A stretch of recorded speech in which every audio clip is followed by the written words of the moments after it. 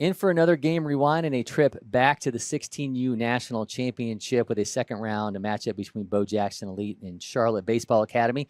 I'm Cory McCartney. That's Grayson Rosen. And Grayson, part of the fun of these is knowing what would unfold for these players in the months to come with the future games and then announcing their commitments. This game features a whopping 7 future gamers, 12 committed players, many of whom would be announcing their college decision at summer ends. Yeah, we've got guys that as recently as like a couple days ago, a couple weeks ago from the time we're recording this, have made these commitments that we're going to be talking about. And it just goes to prove that these are two very star-studded teams. They're programs that we see here all the time, every year, year after year, with fantastic squads they bring to the table. So going to see a lot of impressive players out there on the field. Yeah, a talent-rich game for sure. So let's take a look at the lineups. This game we'll see Bo Jackson Elite and Charlotte Baseball Academy. Bo Jackson Elite going to lead off with center fielder Brock Gallen. Then it's left fielder Alexander Kior, second baseman Keaton Bowers, then shortstop Isaac Sullivan, catcher A.J. Goldmeyer, then extra hitter Patrick Bransel, first baseman Drew Honstein, then DH Logan Minnemeyer, right fielder Ross Slossie, and third baseman Camden Ebert. Josh de Blasio will be on the mound. Charlotte Baseball Academy going to lead off with second baseman Lucas De La Cruz, shortstop States Far to follow. Bo Lawrence, the first baseman, hitting third. Then it's extra hitter Preston Smith, DH Alex Hoffman, extra hitter Matthew Nesta, Gavin Smith, the center fielder Ryan Engel hitting eighth, and playing right field. Banks Wickersham, the third baseman, hitting ninth. Landon King, the left fielder, hitting 10th. Hitting 11th is catcher Cory Bean, and Amos Rich, the right-hander, will be on the mound. So let's hit the baseball village as we get things started in this action from the 16U National Championship. Again, this is a second-round matchup between Bo Jackson Elite. Bo Jackson going into this matchup, they had won their pool 4-1, scoring 36 runs, allowing 11. Meanwhile, Charlotte Baseball Academy outscored oppositions 37-7 in pool play, going 5-0. Yeah, these are two rosters, like we mentioned in the intro, that are constantly full of extremely talented players. And you got UNC commit Amos Rich on the mound to start off for Charlotte Baseball Academy. Yeah, Amos Rich, Tuscola High School in North Carolina, as that one goes foul. You mentioned UNC commit, fifth-ranked right-hander in North Carolina, 8th overall in the class of 2026. 39th ranked right-hander in the nation, 112 overall. It's got a fastball that's up around 92, changeup 81-84. Curveball sits 72-77 with almost 2,500 spin, and a slider that's about 2,300 spin. Would find his way into the 24 feature games. That gets away from the catcher. He's facing off against Brock Gallen. Gallen from West Holmes High School in Ohio, 5'8", 158-pounder. Yeah, a little bit of a smaller frame for Gallen, but definitely makes up for it. He's got some good speed, a 6'9", 160, and definitely got the ability to keep up with anybody. Yeah, exit velo is 90.5 from the 21 junior feature gamer. He'll be followed by Alexander Kior and Keaton Bowers.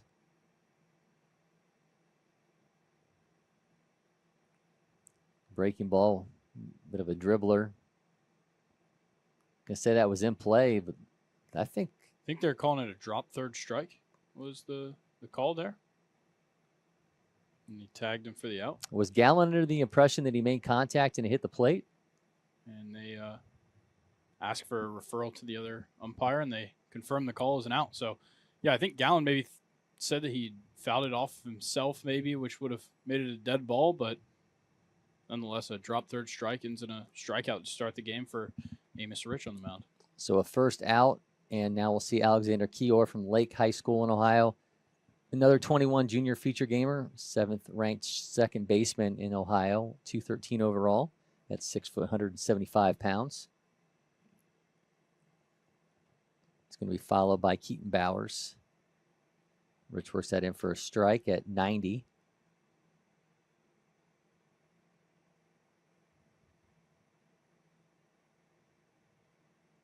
Send that foul. I believe you said you guys talked to Amos Rich during the future games. Oh, we actually didn't get the chance to talk to Amos. We talked to his teammate Ryan Engel, Gotcha. Georgia Tech or eventual Georgia Tech commit, who we'll be seeing in the lineup today. I believe he's out in the outfield in this game, but Amos, a guy that when we were doing some of our spotlights on some of the future games commits, he was one that crossed the board and got to look over at some of his performances from future games, and just a lights out pitcher every time he's out there on the mound. Giving it to you in slow motion there. I was just curious if you guys had talked to him, whether that was actually his real hair color or if those was still dyed from the high school season. If I had to guess, that is dyed. If it's not, that's some impressive hair. That one goes back foul, 73 miles an hour. It's always funny to see the guys that get here in like early mid-June and their hair is still dyed from a deep playoff run and with their high schools. Keor rips that into left field, and it is hauled in for the out. Landon King makes the catch in left. So now 2 down. Keaton Bowers gets his turn at the plate now. Bowers, Hilliard-Bradley High School, a Navy commit. Top-ranked catcher in Ohio. Pop times down to 189. Catcher velo at 78. Also, exit velos at 95.6 for the 24 feature gamer. Was a junior feature gamer in 22 and 21. Yeah, despite the high ranking as a catcher, actually going to be playing second base today. Interesting scenario when you wind up at one of the military academies, because you have to be given an invitation by a state representative or a senator. The president has a few invitations that he's able to admit as well. So definitely have to work your way to get one of those spots. Sometimes I know that some guys might not have anybody one year they want to give one to, so they might trade off for a future year. But it is certainly a process to find your way into one of the military academies. And kudos to Keaton Bowers for doing exactly that, as he'll be suiting up for Navy in the coming future. Yeah, it's extremely competitive because, it's not just the athletes that are doing it. It's every single student that wants to attend, and it's a competitive atmosphere academically that they're competing in. So it's not easy to get there, and it's a huge props to Keaton Bowers for making it to that point. Yeah, talk to John Loudon from Marist, who is also going to be on his way to Navy, about the process. And, it's a commitment. And I think a lot of times we think about, you get to go play college baseball, but we, of course, know there's something waiting beyond the college years for these guys. So it is legitimately a commitment when you talk about going there. It's not a matter of I'm going to be there for 3 years, maybe hear my name called in the MLB draft, as Amos Rich works himself a strikeout off that 89-mile-an-hour fastball. So a couple strikeouts for Amos Rich, and we're through half an inning in the 16U National Championship. Don't go anywhere. We'll be back from Lake Point Sports. So outrage is trending.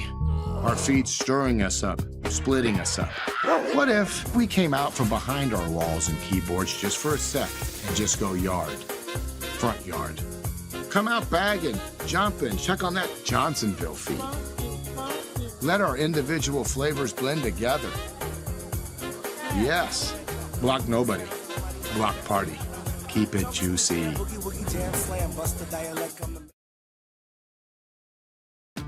The Windscreen Factory, more than just windscreen. We're a full-service sports facility contractor. We manufacture windscreen for sports and construction, do fence repair and installation, and fabricate field netting and batting cages. In addition to manufacturing the products, we also install upon request. We make safety padding for backstops, rails, and walls, as well as full-service print shop with logo, branding, and signage capabilities. Please call us for a quote today. We'll see Lucas De La Cruz, States Farm, Bo Lawrence at the plate for Charlotte Baseball Academy. They'll be facing off against Josh de Blasio, the starting pitcher for Bo Jackson Elite. De Blasio out of Hilliard-Davidson High School. 22nd ranked outfielder in Ohio, but he's a starting pitcher, of course, for Bo Jackson Elite in this one. He's got a fastball around 84, changeup at 72, curveball 70-74. De La Cruz steps in out of Marvin Ridge High School in North Carolina, Virginia Tech commit. Sends the first offering down into left field into the glove of Alexander Keor for the first out. De La Cruz, 1 pitch, 1 out.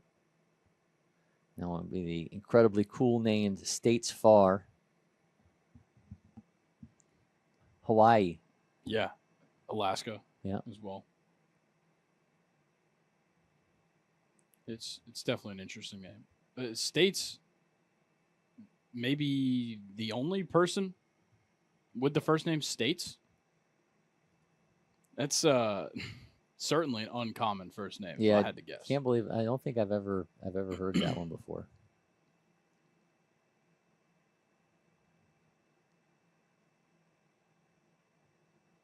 Far skies at, slams his bat down. Third baseman calls off short and is going to get away from it. States Farr is going to be standing at first base. You can't take back the bat slam, but you did reach base.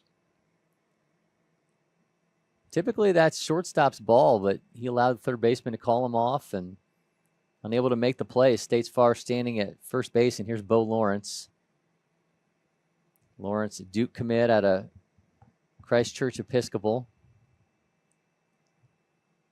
Number 1 third baseman in South Carolina, 7th overall. Exit velo is around 94.4, bat speed at 70 for the 6'5", 190-pounder. Moves well for his size, 705 in the 60.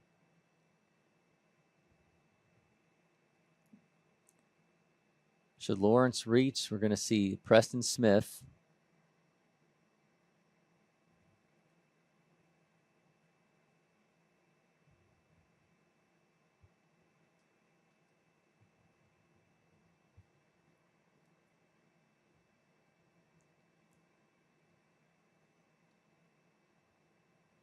Blasio checks back on his runner over there at first base. It had to be a little bit of frustration there, I'm sure, as you see Camden Ebert unable to make the play, and Isaac Sullivan was called off.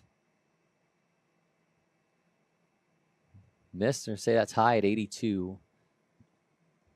Count's now going to be 2-1. We started off a lot of our summer broadcasts with wasps here in the studio, but now we have ladybugs. Yep. Yeah, the little red ladybugs that are so prevalent here in Georgia. We'll let that one go for a ride. All right. A walk to Lawrence, and now here comes Preston Smith.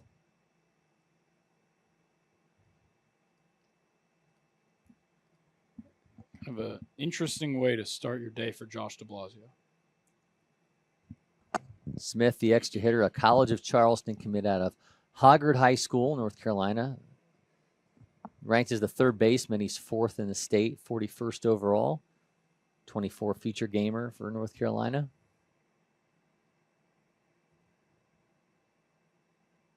Are we seeing a double sliding mitt? Yeah, he's got. How do you even get those on? It might need help. Yeah, you must be getting help from your first base coach to get the other one on. Because you get your thumb out there, but it's still it's a tough spot to grip from. Don't see that often. Maybe it's just to protect his hands in case he has to do a swim move. Doesn't know which way he's going to have to go.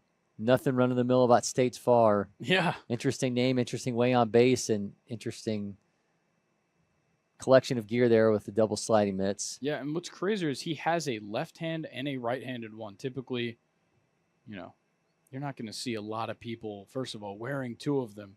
If they are wearing 2 sliding mitts, one of them's probably on the wrong hand. Not States Farr. Miss on that breaking ball. Count is going to be 2-1 to Smith.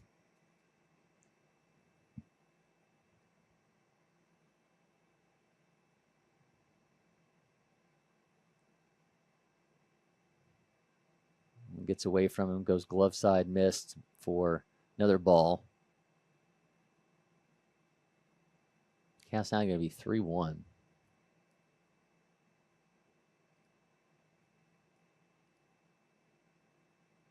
Swing and a miss. It's going to run the count all full here at 3-2.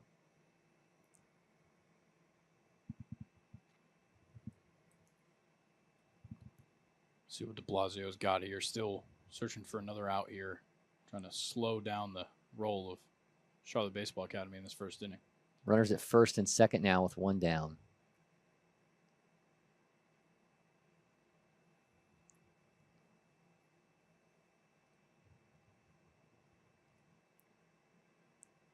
Tries to go inside, but misses and is going to walk the bases loaded.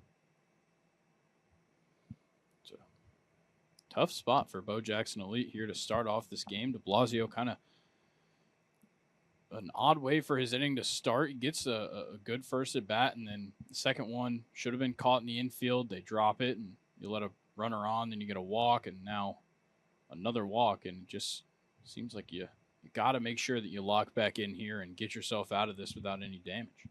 Alex Hoffman with the bases loaded and a chance to break this game open early anyway for Charlotte Baseball Academy. Blasio misses again. It's a close miss, but a miss nonetheless. And for Hoffman at the plate, you just got to remember there's only one out here. So, even just a hard hit ball to the outfield, you're probably scoring a run. Hoffman, Charlotte Catholic, 26, the Virginia Tech commit. Good scoop back there by the catcher to stop that run from crossing the plate. He is the third-ranked right-handed pitcher in North Carolina, 4th overall, 18th at that position nationally, 64th overall. But while he's a guy who also runs fastball up to 93, 97.4 exit velos at the plate as that's in for a strike. So Alex Hoffman built to do some damage. We'll see if he can do that and put Charlotte Baseball Academy on the board with the bases loaded here in the bottom of the first inning. You got a 2-1 count now for Hoffman. That's in for a strike. Good pitch right there with the breaking ball from De Blasio. Count's now going to be 2-2. See what he brings right here for him. Gets him frozen. Yeah, he must have liked how he felt on that last breaking ball, the pitch before, because he brought it back again, and Hoffman just maybe wasn't expecting him to go back to it over the middle, but great work by De Blasio to get himself a huge second out in this inning. De Blasio battles back, and there's now 2 down for now going to be Matthew Nesta. Nesta tried to call time, just waited a little bit too late. Umpire didn't grant him it, and got lucky enough that it was a ball on his first pitch. Nestor from William Amos Hoff School in North Carolina. Extra hitter is the 27th ranked shortstop in North Carolina. Puts that in play. Second baseman has it. The throw to first in time. Charlotte Baseball Academy leaves them loaded. We are on to the bottom, at the top of the second inning. We are scoreless still. We'll be back from the 16U National Championship. At Academy Sports and Outdoors, you'll always find more fun with great brands at the best prices. More of this, and this. So you can get together for a little of that, and a lot more of that. And even some of that, and that's good. Have more fun with great brands at the best prices. Only at Academy Sports and Outdoors.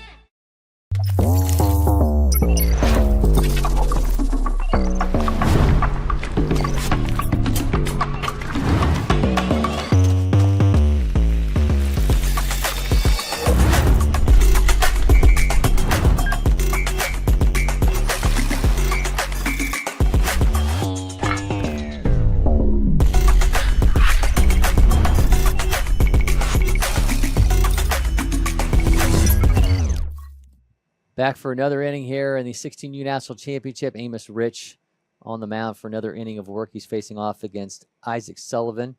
And it's going to be Andrew Goldmeyer and Patrick Bransel. Bo Jackson Elite.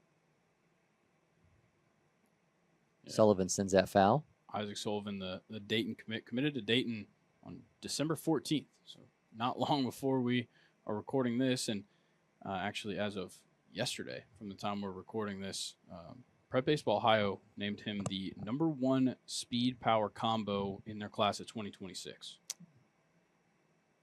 Well, the featured Dayton Flyer, he's got exit velos at 97.2 and a 60 time of 6.69, so definitely fits that bill for sure. He puts that in play. Shortstop has it. It's going to be a race to the bag. Comes off a little bit, but able to pull down and get the out on the ground out. So Sullivan on the ground out, and now here is going to be A.J. Goldmeyer. Goldmeyer, Olentangy Liberty High School. We had Olentangy Liberty here during the spring break experience, so I got to see Parker Van Englenhoven, Drew Honstein, who was a member of this team as well.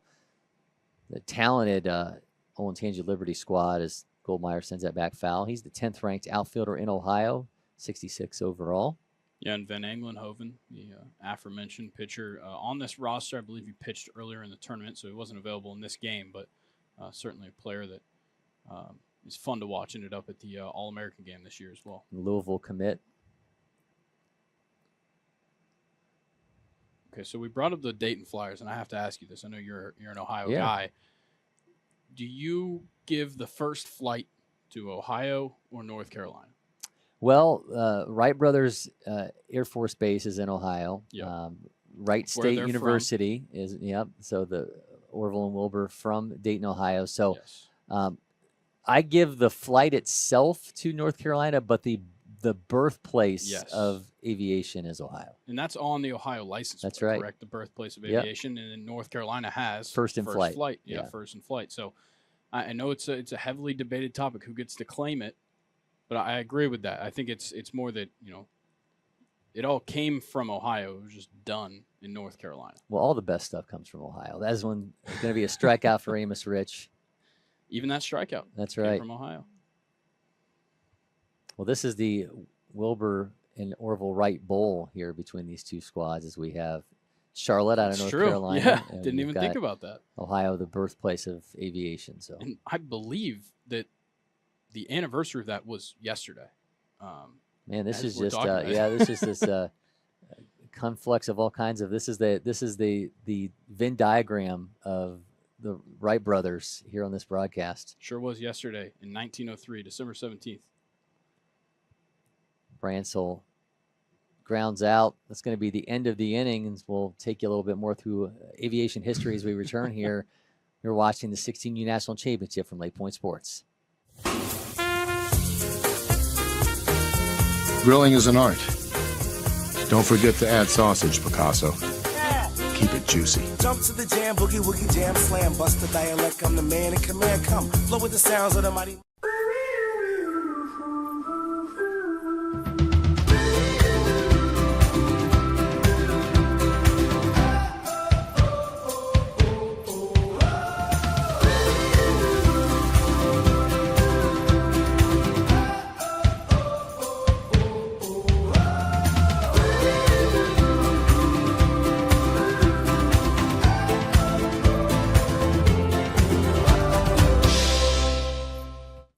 Gavin Smith, Ryan Engel, and Banks Winkersham are scheduled to hit this inning against de Blasio as we move along here in the semifinals of the 16U National Championship. Now, this is the second round, of action, the 16U National Championship. Do so many of these game rewinds, at some point you just start to lose your spot on the bracket. But de Blasio has lost his arm sleeve. He had the white arm sleeve going, so Blue asked him to remove that, and so he will be out here now against Gavin Smith, the George Mason commit. Smith holds. That's going to be in for a strike at 71. Smith at 6 foot, 162 pounds, out of South Point High School in North Carolina. 23rd ranked outfielder in the state, 114 overall. That just misses.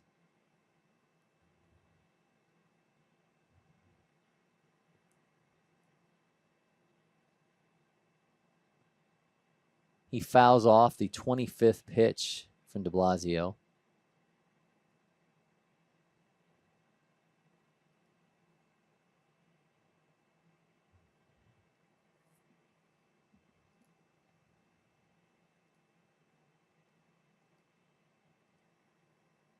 Puts that one in play. Center fielder camps underneath it and makes the catch for the first out. So Smith flies out, and that brings up Ryan Engel. We talked about Ryan Engel a little bit earlier. Georgia Tech commit out of Westchester Country Day. You and Anna Bellinghausen had a chance to catch up with him during the feature games where he would be here representing North Carolina. Yeah, he seems to be really all about the process when it comes to baseball. And, when we talked to him, he had a lot to say just kind of about playing the game and growing up in the game and how that's affected him. And I think it's pretty clear he's a very professional player, even at a young age, just the way that he handles himself. And it seems like Georgia Tech's got a great player coming by soon. He certainly has a frame where you can see them adding a lot of mass to it, 6'5", but just 187 pounds. Yeah, and a lefty bat like this and out in the outfield, he moves really well, and I think that's one of the biggest things about him is, he's got a 6'7", 860 his height, and that's certainly a projectable number to see. 94 outfield velo. And then at the plate, he's up to 97.4 with a 80.9 bat speed. Yeah, and just imagine, when a college staff gets a handle on a guy like that and gets some mass on him, gets some muscle on him, and what that could create is certainly desired, and he'll get his way over. Yeah, a little bit of a base. Cody Bellinger-esque build. Yeah, definitely. Here comes Bank Wickersham with one on out of Fort Dorchester, South Carolina. College of Charleston commit is the top-ranked catcher in South Carolina, playing third base today for Charlotte Baseball Academy. He's the fifth-ranked player overall, 30th at his position nationally, 329 overall. He's got pop times down to 175 with an 81 catcher velo and exit velos at 96.3 with a bat speed of 81.1. He also gets on the mound, runs it up to 90.2 and runs a 7.0360. Yeah, you kind of just asked this guy to do anything. He's playing third base today, and we'll see what he's got in store for us right here in his first at bat.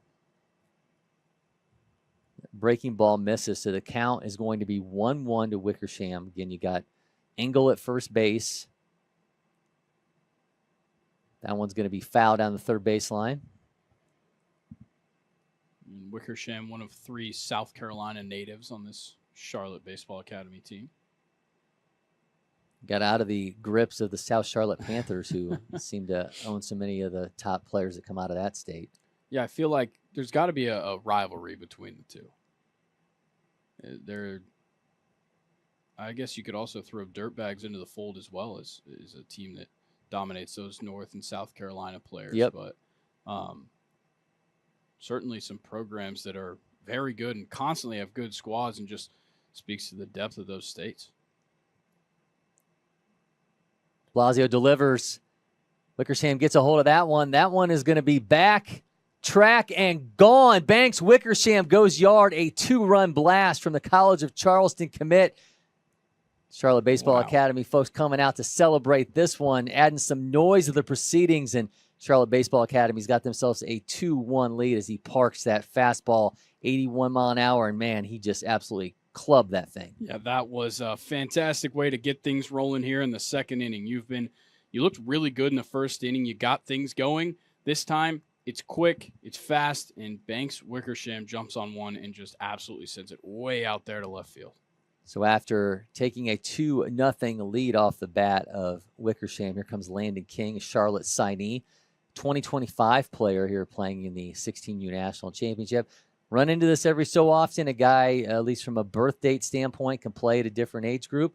You get that out of Landon King out of South Point High School, who's just a few months from walking the stage in graduation, but here he is this past summer playing in the 16U National Championship. He's in for a strike. And I'm always interested in how the recruitment process looks for a guy who's definitely on the younger side of his grade, and how college coaches see it because of age minimums to go to the draft and things of that nature. It always makes you an interesting prospect with a very late birthday. Yeah, it's like you're guaranteed you're going to be there next year as Yeah. opposed to some of the other guys who might be able to leave after their sophomore year.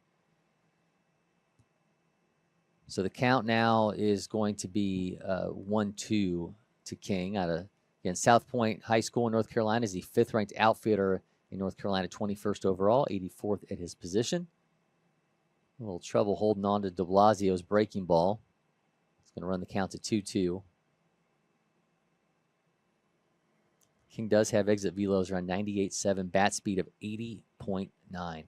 Also gets on the mound, runs it up to 86.6. Wouldn't be surprised if he finds his way on to being a 2-way at Charlotte. We'll see what the 49ers have in store for him. Count is full to King. Swing and a miss, goes down on strikes. De Blasio bounces back after giving up the 2-run home run to get himself a strikeout. And here comes catcher Cory Bean. Seems like to this point, de Blasio's done a good job. When he's up against the wall, obviously he gives up the home run, and you're just kind of hoping for a little bit of bounce back and a little bit of fight here. But even in the first inning, got into a pinch, got himself out of bases loaded with 1 out. So he's doing a good job of pitching back. It's just about avoiding being in that situation in the first place. First pitch swinging is Bean. First baseman unable to make the play. I think the sun got in his eyes, and that's going to unfortunately mean that Bean's going to be standing at first base. And really thought there that that Drew Honstein was going to be able to make that play, but Ohio State commit loses it in the sun and not going to have a runner at first. It's always a tough spot to be in because that is your spot to catch that ball, but with the sun like that, sometimes somebody else just has a better chance of playing it than you, and you maybe call them in. But yeah, it's tough. You can see the sun, kind of where the sun is. It's reflecting off our catcher and umpire's helmet, so it's pretty well straight up in the sky for these guys, and makes it really difficult. De La Cruz's first pitch swinging. That's got the left fielder back in track towards the warning track, and he hauls that in to end the inning. But we've seen Charlotte Baseball Academy take a 2-0 lead off the bat of Wickersham. We'll be back with more from the 16U National Championship. Next. Stop. You got it? No. Keep going. Again. Next. If you don't pick one. Oh, you have time. Am I keeping you from your job? Next. I don't even know where I am anymore. Stop. Do we finally have it? Let's go back to the beginning. Are you Your joking? electric future customized. The fully electric Audi Q4 e-tron.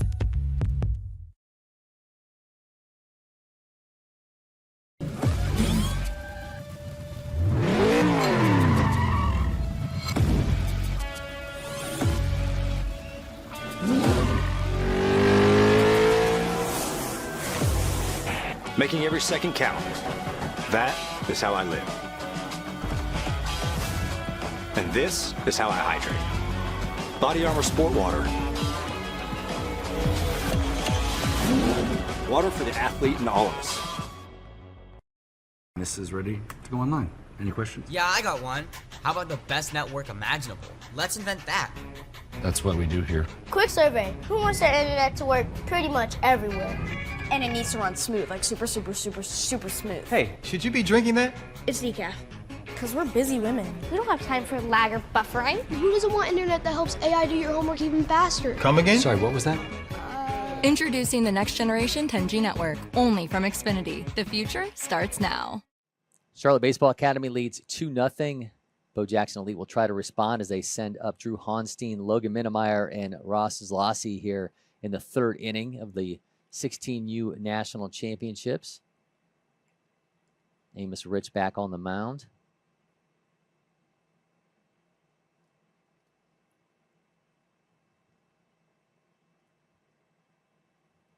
Honstein, Ohio State commit, Olentangy Liberty. Spent some time with Honstein when they were here for the spring break experience, and primarily a pitcher. He's the 4th-ranked lefty in Ohio, 18th overall. But while throwing an 85-mile-an-hour fastball, he also has exit velos around 89 at the plate bat speed, right around 70 miles an hour. 2022 and 2021 junior feature gamer.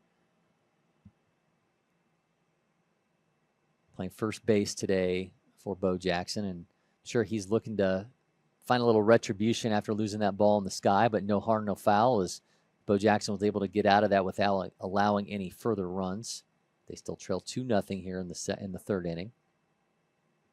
So Honstein works a leadoff walk, and that'll now bring up Logan Minnemeyer from Hilliard-Bradley High School, 14th-ranked right-hander in Ohio, 32nd overall DH today.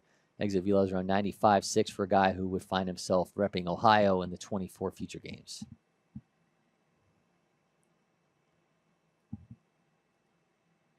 See if Bo Jackson Elite can start maybe creeping in and cracking into that 2-0 deficit they're in right now.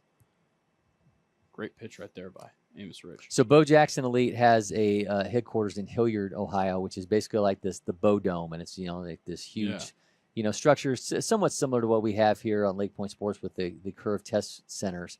But I always found it bizarre that Bo Jackson is tied to Columbus, Ohio, which I always thought was a little weird. You think if he was going to have a facility, it would be somewhere in Alabama, where he's actually from, or even somewhere near, Auburn, if not maybe even here in Metro Atlanta, which might make a little bit more sense. But Bo has certainly attached himself to a program that churns out talent and finds himself down here quite a bit playing in events here at Lake Point Sports. Yeah, you'd even think it's maybe in like a city where he played. Yeah, Kansas City maybe, Yeah. where he, obviously made such an impact for the Royals. Even if you wanted to go back to the Chicago days after the hip injury. A lot of places that you would think of before Columbus. Minnemeyer with the bat across his back as he brings it across, and he issued a second walk here. So back-to-back walks from Amos Rich. Yeah, got himself in a bit of a pinch here now. Cory Bean going to go out and have a word with this pitcher, North Carolina commit. So from Minnemeyer to Ross Slaucy.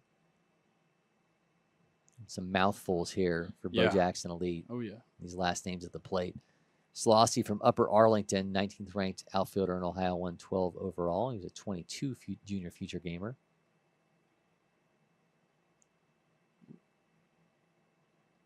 Shows bunt. That's in for a strike.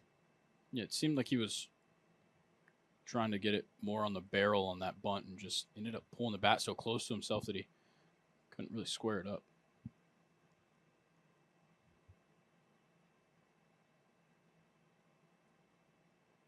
Slaucy shows bunt again, gets it down this time. Haunstein's taken off for third base. Runner will advance to second as well, and sacrifice bunt there from Slaucy advances both runners. So Bo Jackson, trailing 2-0, now has 2 runners in scoring position.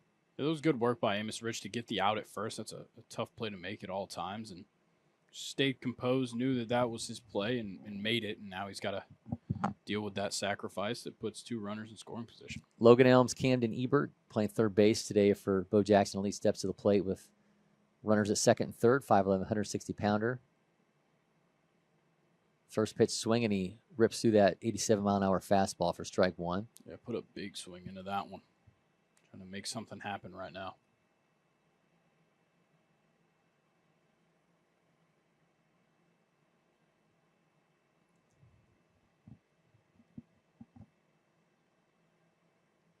Rich misses outside at 89. He's going to run the count even.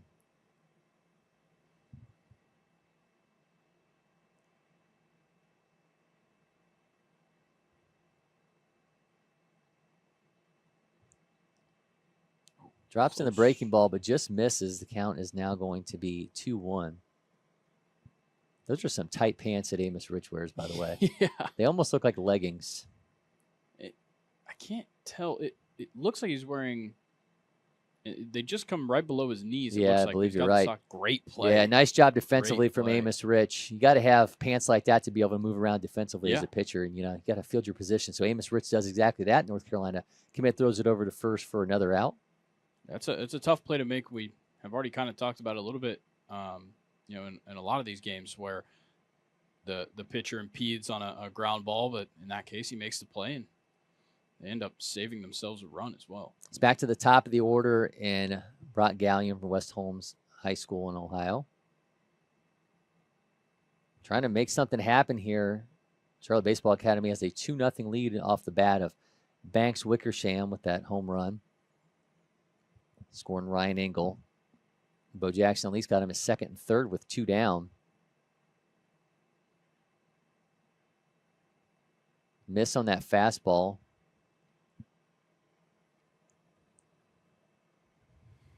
Should Gallion get on, it's going to be Alexander Kior.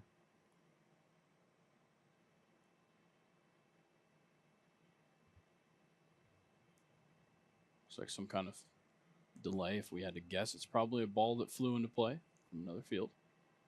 Typically the common occurrence. That's right. Ooh, rips in the breaking ball for a strike at 73.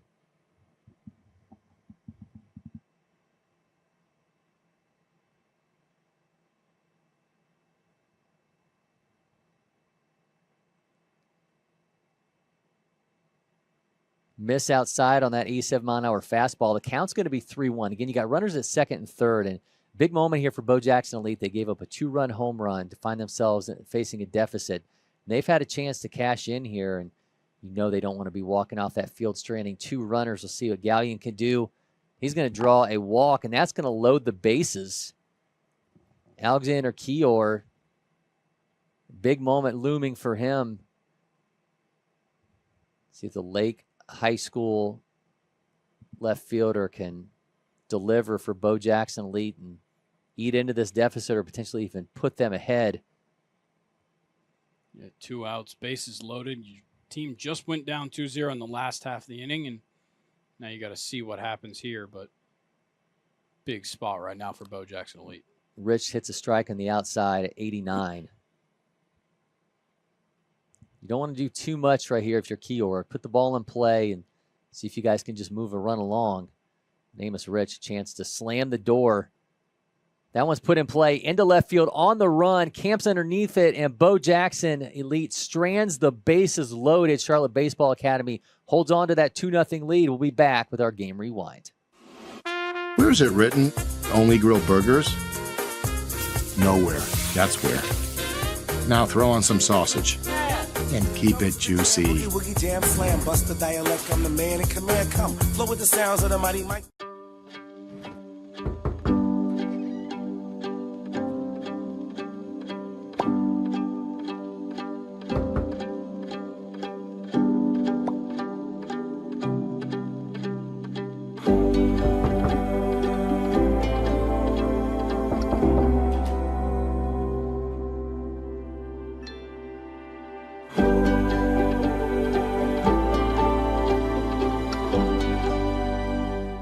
Josh de Blasio out for another inning of work for Bo Jackson Elite. They trail 2-0 against Charlotte Baseball Academy here in the 16U National Championship. You're watching Game Rewind. Cory McCartney and Grayson Rosen. States Farr will lead things off for Charlotte Baseball Academy. The South Carolina commit will be followed by Bo Lawrence and Preston Smith. We sit here in the 3rd inning. Top of the 3rd to be exact. States Farr put a healthy cut at that fastball, but just a swing and a miss there. Bottom of the 3rd. I'm living in the past in a game that took place in the past. Happens.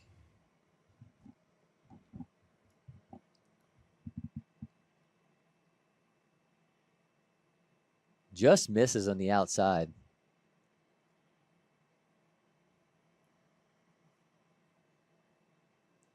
Ladybugs are rampant here in our studio. Sends that one foul down the first base side. Count to Farr is going to be full now.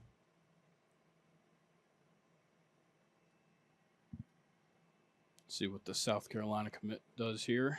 De Blasio's been, like we talked about, he's looked good in his moments, but every now and then he just gets a little bit lost, and there's one of them. Issues a leadoff walk to Farr, so a runner on for Bo Lawrence.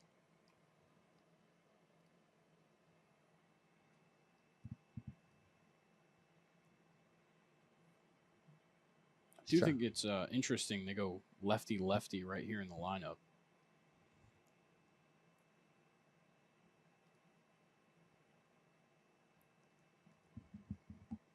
Charlotte Baseball Academy plated 2 runs in their last trip to the plate.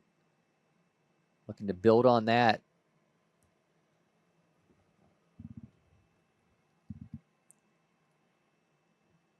Another miss there by de Blasio.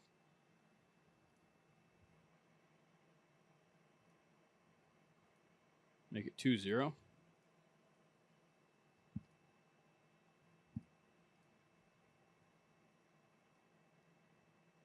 Gone back-to-back fastballs so far against Lawrence, coming in at 79 and 81. That's in for a strike.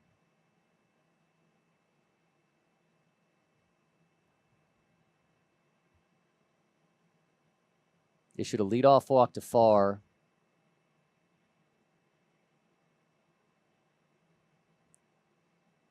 Miss high. Counts now 3-1 to Lawrence.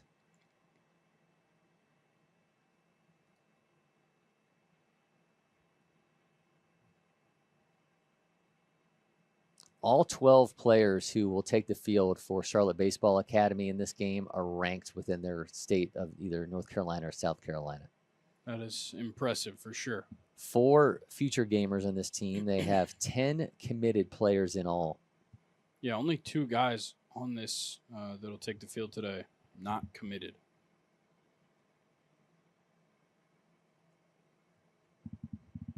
So Bo Lawrence gets walked, and they'll have a pitcher's meeting at the mound for de Blasio. Preston Smith,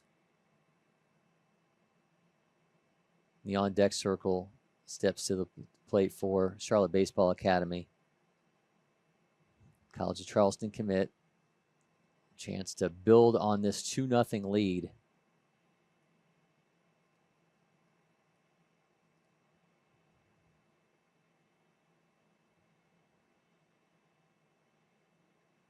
This is a second-round game. Bo Jackson Elite took down Indiana Bulls 16U 5-2 to reach this point. Charlotte Baseball Academy had a bye, so they sat back and watched the first round of games.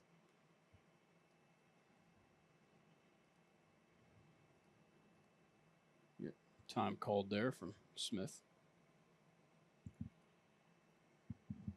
Blasio, no stranger to having some runners on base. He certainly pitched out of it before, so see how he handles this from here on out. First pitch swinging, sends that into right center.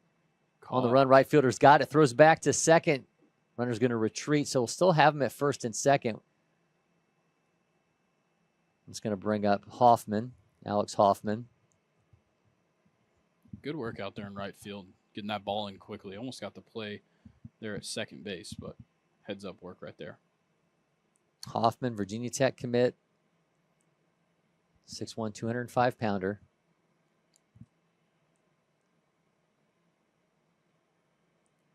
Swinging that pink-tipped bat.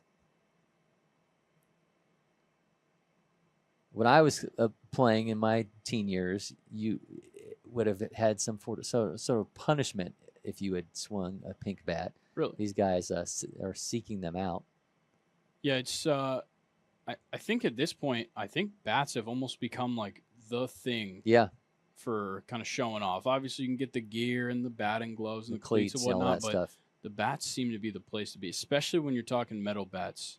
When you're in that part of the season and, high school ball as well, seeing a lot of guys with some bright bats. Well, yeah, back in the day, you wouldn't have been caught dead with that color, but that has become all too commonplace. And it's all for the better, right? We can't be limiting color schemes here. No. So walk to Hoffman. It worked. Bring up Matthew Nesta for the 3rd time today. The bases are loaded. Charlotte Baseball Academy's had them loaded. This is now the 2nd time. Bo Jackson Elite was unable to capitalize when they had the bases loaded last inning. Yeah, this is just a tough place to be in this game. You're already down 2-0 and just trying to stop the bleeding here and hope that you can. Nesta first pitch, drives it on the run. Right fielder has it. Do we tag up? Indeed we do. Runner taken off for home. The throw is wide. Another run scores for Charlotte Baseball Academy, who lead 3-0. Yeah, good work by Nesta right there. I know, jumping on the first pitch, maybe not exactly what you want to see out of a guy with bases loaded, but he sends it out deep enough. It's well hit and ends up scoring a run and advancing the runner from second to third. So Nesta's sacrifice fly scores the 3rd run of the game for Charlotte Baseball Academy, and that will bring up Gavin Smith, the George Mason commit. It's nice to getting out there, but still doesn't take the pressure off of the runner on third. A little bit lighter pink still, but still some more pink as Gavin Smith steps up to the plate. First pitch goes foul. Yeah, there was like an area like in the late 90s, early 2000s when Cameron, the rapper, was wearing pink, and that kind of started guys going pink a little bit. Kanye wore some pink stuff. Now it's just infiltrated every walk of life. Yeah, I think people just don't want to limit their horizons anymore. Right. See a lot more pink cleats out here as well.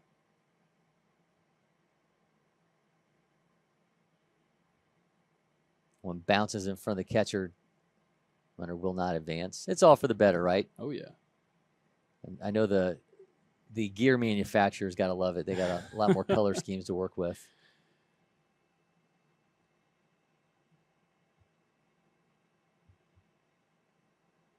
Miss high.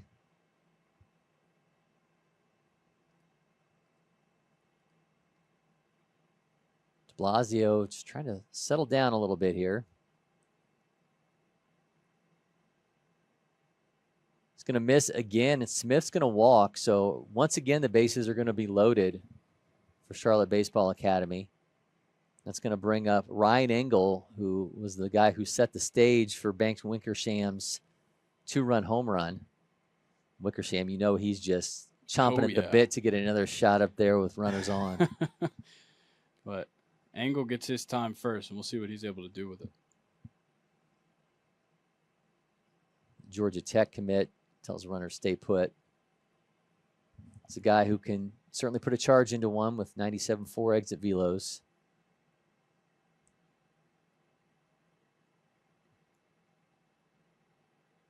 Puts that one into play out of the reach of the second baseman, and Engel's going to plate another run. Here comes one more. Wow.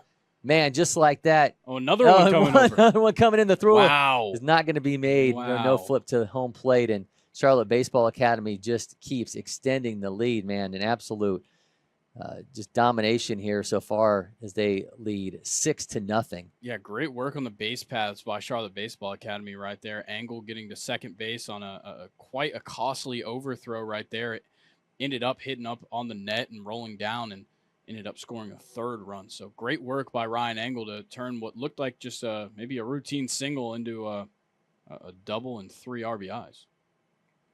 So Ryan Engel comes through, and that's going to be the end of the day for Josh de Blasio on the mound. We'll be back to tell you about our new pitcher for Bo Jackson Elite.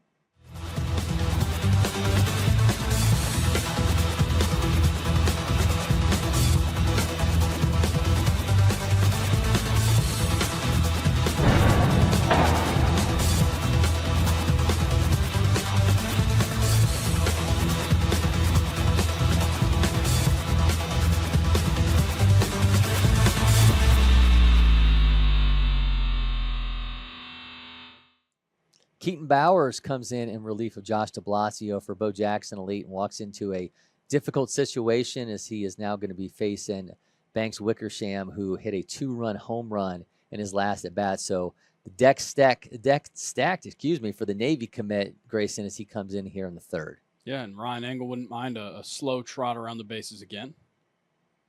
So we'll see what Wickersham has to offer here. New pitcher into the game, so see his first looks at him. Misses on that, start things off, 65 mile an hour. Yeah, I don't know if I'd necessarily call that a fastball, but I don't really know what I'd call that.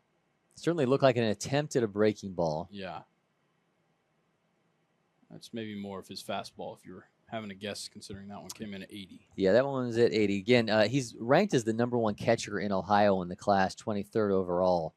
Doing all but that today. Wickersham skies that one on the run. Center fielder gathers that in. So I see some runners stranded for Charlotte Baseball Academy, but they have raced out to a 6-0 lead as they look to advance in the 16U National Championship. We'll be back with so much more from Lake Point Sports. Grilling is an art. Don't forget to add sausage, Picasso. Keep it juicy. Jump to the jam, boogie woogie jam slam, bust the dialect. I'm the man in command. Come, flow with the sounds of the mighty.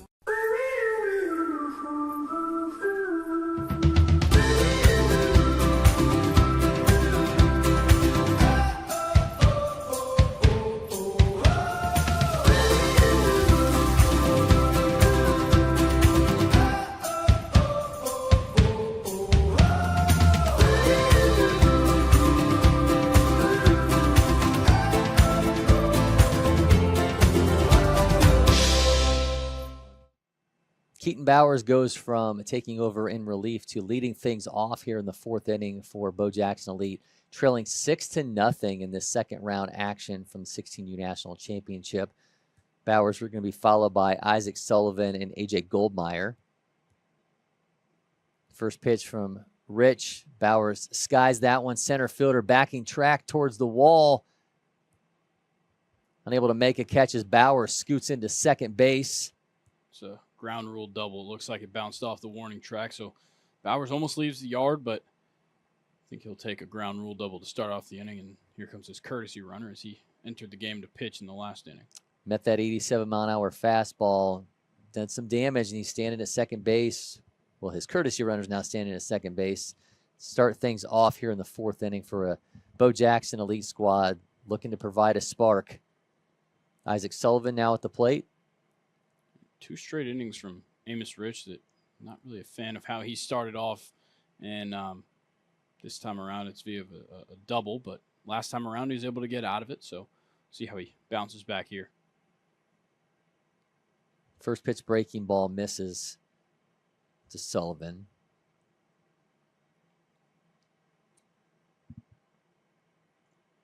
Goes fastball in for a strike at 84.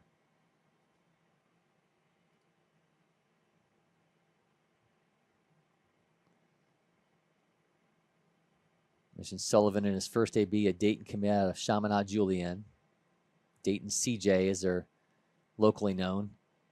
Swing and a miss, but that one gets away and goes back to the wall, and runner will advance to third.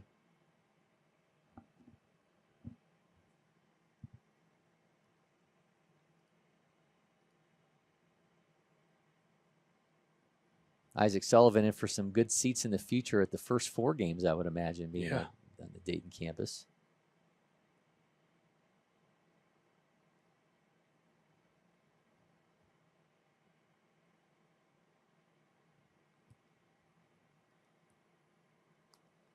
Misses highs.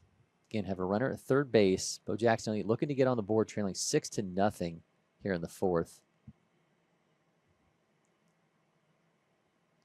Another miss on the fastball. Count's going to be full now. Leadoff double to Bowers, replaced by a courtesy runner who now stands at third.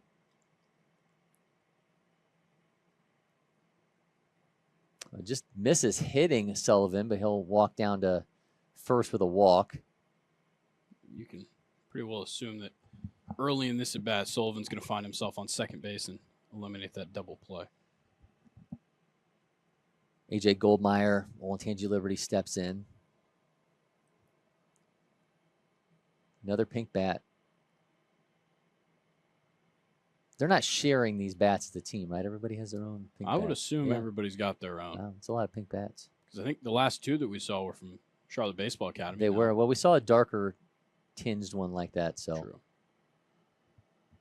Back in the day, a coach brought a bat that everyone used. Did you know that? That's how it used to work. Yeah, I think at times I knew of it, but I think by the time I was coming through that everybody had their own. Goldmeyer skies one into right field. That's going to be caught. Runner's going to take off for home. The throw is not going to be in time. It comes to a almost dead halt around the first baseline. So Bo Jackson Elite capitalized. They're on the board off a sacrifice fly from A.J. Goldmeyer. Yeah, still a big hill to climb, but nice to see ourselves at least on the board. No more 0 on the scoreboard. It certainly helps the team's confidence when you know that, yes, there's still 5 more runs to capture before you tie this game up, but at least it's not 6. Berkshire's Patrick Bransel steps in. The extra hitter was a 21 junior feature gamer. He skies that one. On the run, center fielder has that. Drew Honstein going to try to keep this inning alive for Bo Jackson Elite. It seems like they're getting good contact right now on Amos Rich, but shout out to his defense out there in the outfield making that play.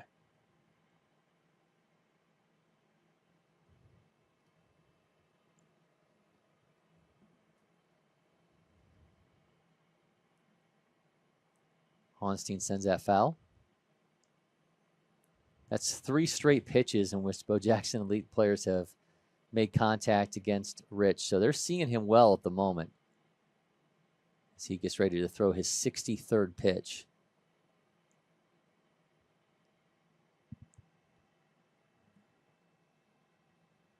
Misses in the changeup low, 80 miles an hour. It's going to run the count even.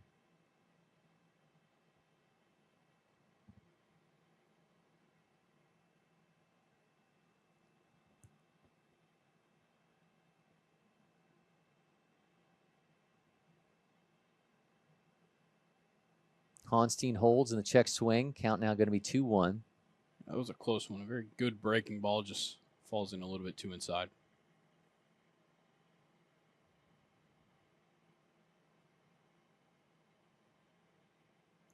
Pitch number 65 for Amos Rich incoming. Swing and a miss on that high fastball. 85 miles an hour. Makes it 2-2 to Honstein. A little slow-mo here. Honstein to third base. Slowly. Honstein to Yeah. third base. Throw to He's first out, in yeah. time, gets the out. Honstein gonna slowly make his way back to the dugout, and Bo Jackson Elite gets a run, but it's 6-1 as we move along to the bottom of the fourth inning. We'll be back from the 16U National Championship. So yeah, outrage is trending. Our feed's stirring us up, splitting us up. What if we came out from behind our walls and keyboards just for a sec and just go yard? Front yard. Come out bagging, jumping, check on that Johnsonville feed. Let our individual flavors blend together. Yes, block nobody, block party. Keep it juicy. Boogie woogie jam slam, bust the dialect, I'm the The Windscreen Factory, more than just windscreen. We're a full-service sports facility contractor. We manufacture windscreen for sports and construction, do fence repair and installation, and fabricate field netting and batting cages. In addition to manufacturing the products, we also install upon request. We make safety padding for backstops, rails, and walls, as well as full-service print shop with logo, branding, and signage capabilities. Please call us for a quote today. Landon King, Cory Bean, and Lucas De La Cruz scheduled to hit for Charlotte Baseball Academy here in the fourth inning. Keaton Bowers out for another inning for Bo Jackson. Lead 6-1 is the lead for Charlotte Baseball Academy here in the second round game from the 16U National Championship. Cory, McCartney, Grayson, Rosen with you for another game rewind. King at the plate, a Charlotte signee.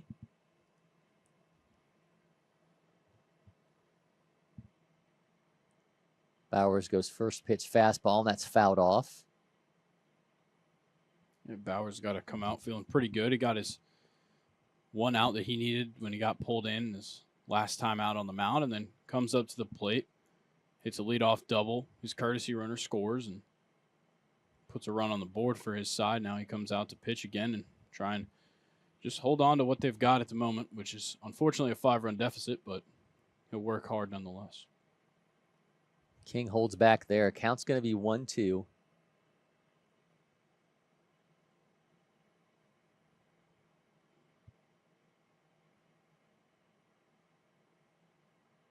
King sends that one to center field on the run. It's going to be hauled in near the warning track for the first out. Definitely showing some love to the outfielders in this game. They are putting in some work. I feel like we've had more outfield plays than we've had infield plays as Yeah. we sit here in the fourth inning.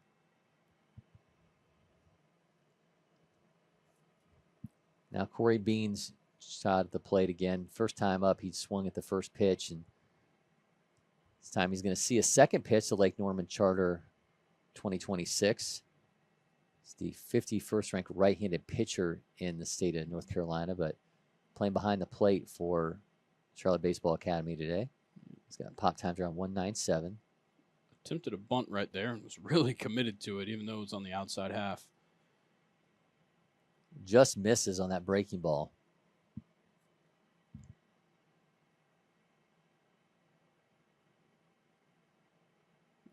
Being the 11th batter in the lineup today for Charlotte Baseball Academy, a bit of a hot topic here of how many batters you should be able to put in your lineup, because you've got a extra hitter, and a DH in this game. This guy's out with third baseman, has it, so that's going to be 2 down. I guess I'm of the mind of once you get to pool play, things should maybe change a little bit. I think. Yeah, once pool play is over and you get into the bracket play, everything. I apologize there. Bracket play, things should change. I think bracket play, it should be a set number of players that you're able to utilize in a lineup, and I think it just allows for a little bit more machinations a little bit more, decision making as the game goes along. But Charlotte Baseball Academy making the most of the opportunities they have right now as they send Lucas De La Cruz to the plate for the third time today. It's in for a strike fastball. Counts now quickly 0-2 to De La Cruz. And De La Cruz, his numbers a bit outdated on his prep baseball profile. Yeah, I believe they go back to like 2021. Yeah, something either 2021 or 2022, but definitely some things have changed since those numbers came about because he is a Virginia Tech commit. Dances away out of the trajectory of that pitch. The 6-foot, 165-pounder, Marvin Ridge High School in North Carolina, 7th ranked shortstop in NC, 53rd overall.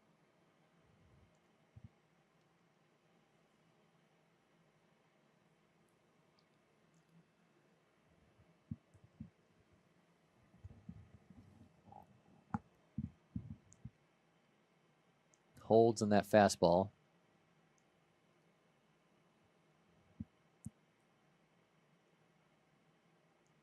Another miss. He's going to walk De La Cruz. So a 2-out walk is going to bring up States Far.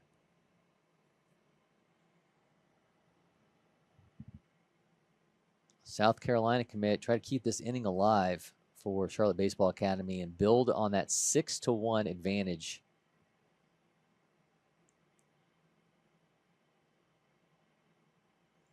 A trip to the plate so nice you got to see it twice. I believe we might have just skipped the first pitch. We did. We skipped the first pitch. It was a foul ball. All right, well, he grounds out to Honstein, and they will strand one. Charlotte Baseball Academy still leads 6-1. We're heading to the 5th inning of this game rewind. At Academy Sports and Outdoors, you'll always find more fun with great brands at the best prices. More of this, and this. So you can get together for a little of that, and a lot more of that. And even some of that, and that's good. Have more fun with great brands at the best prices. Only at Academy Sports and Outdoors.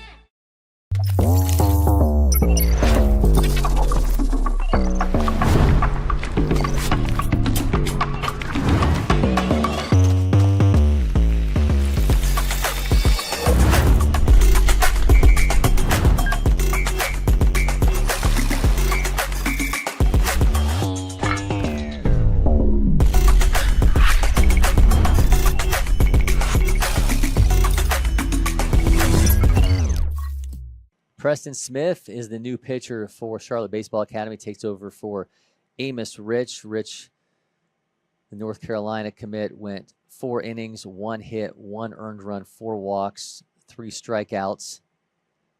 Smith's going to be facing off against Logan Minnemeyer, Ross Slossie, and Camden Ebert for Bo Jackson Elite. They trail 6-1 here in the 5th inning. That's Smith with fastball around 90, also has a changeup around 77 to 79. Curveball sits 72, 73, and he is 69 to 71 on the slider for the Charlotte College of Charleston commit out of Hoggard High School in North Carolina.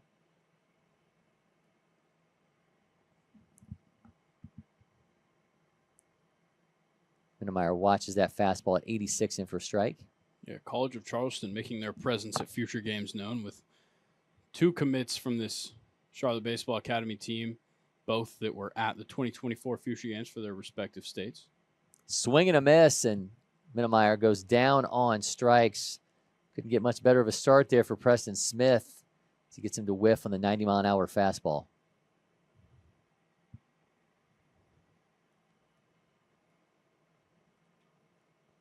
We'll bring up Ross Slossie with 1 down.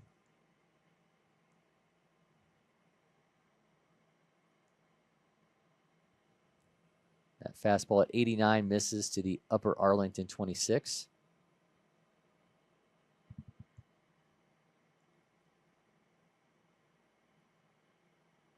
Slossie fouls that down the third baseline. Had third baseman on the run, but unable to make a play as AB continues.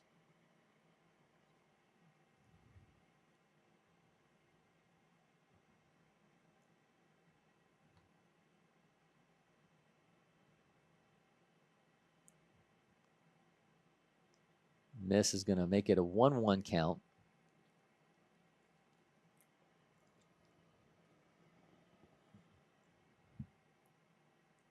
Ebert in the on-deck circle. Ooh. Defensive swing, and the check swing is going to get him a second strike. Tied him up with that 85-mile-an-hour fastball. Yeah, definitely changed his eye level on that one and just caught him waiting. Tries to elevate again, but that one's going to miss at 88.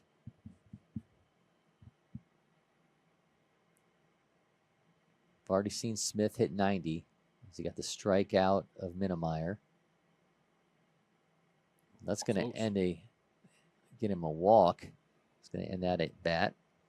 Yeah, not a bad pitch right there, but just barely gets outside the zone. A little bit of late movement, and now up to the plate is Ebert.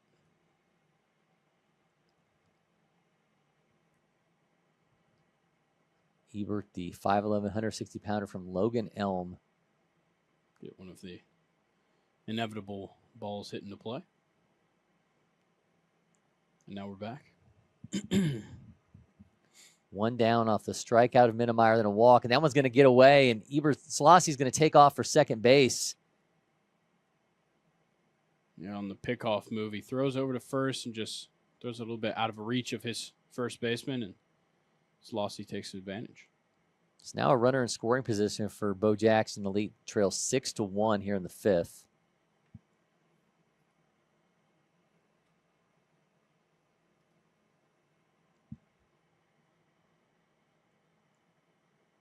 See if Selassie can capitalize.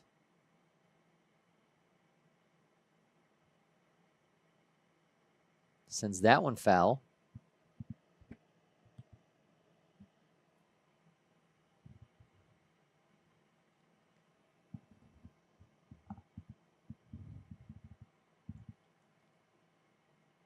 Ebert trying to move Selassie along.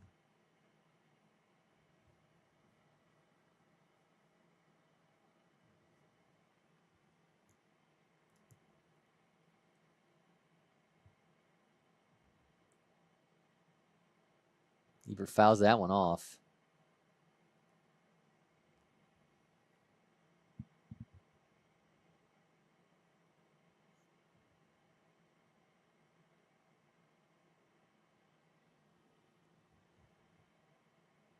One down, runner at second. Another foul. Count remains 1-2. Yes, it was foul. Okay. Our Selassie just kind of stayed at third base to see if they wouldn't send him back maybe, but didn't get away with it.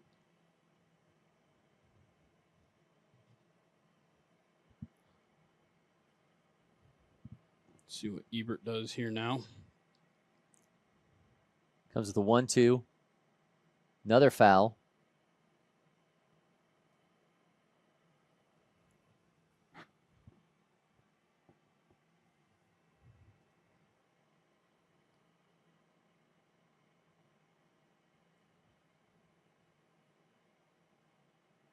Ebert with 2 strikes on him.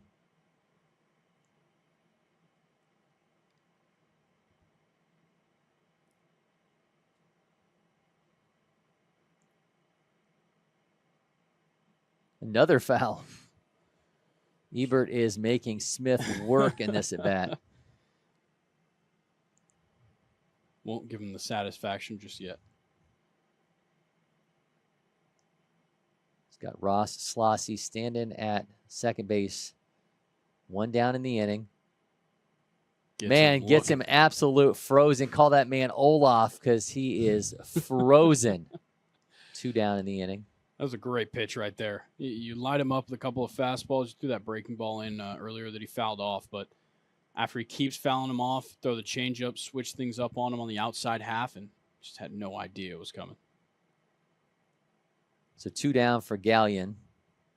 He fouls the first one off. Selassie remains at second base. 2 down in the inning. 6-1 is the deficit Bo Jackson Elite is trying to eat into.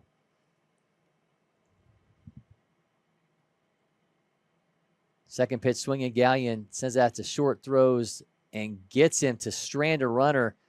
Charlotte Baseball Academy stepping up big again. Defensively, they lead 6-1. We'll be back from Lake Point Sports. Where's it written? Only grill burgers? Nowhere. That's where. Now throw on some sausage. And keep it juicy. Woogie woogie jam slam, bust the dialect. I'm the man in command. Come, flow with the sounds of the mighty mic.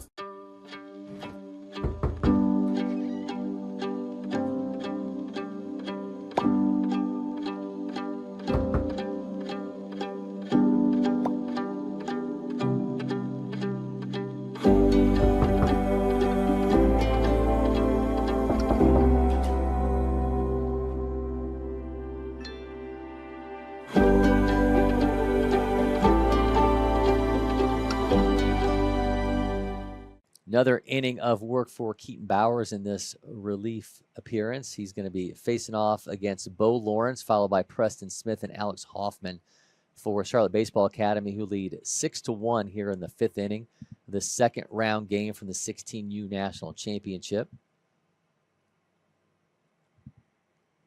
Check swing from Lawrence. That's in for a strike on that breaking ball. Lawrence, the Duke commit. Christchurch Episcopal is again the first-ranked third baseman in South Carolina in the class, 7th overall. Bowers is very much ready for Lawrence to get back in the box.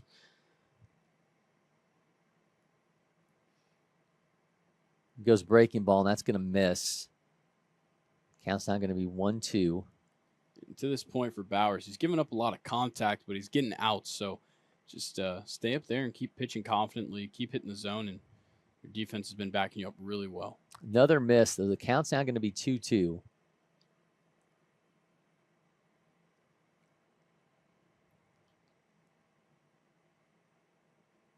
Goes breaking ball, so that's ball 3. Count's now full.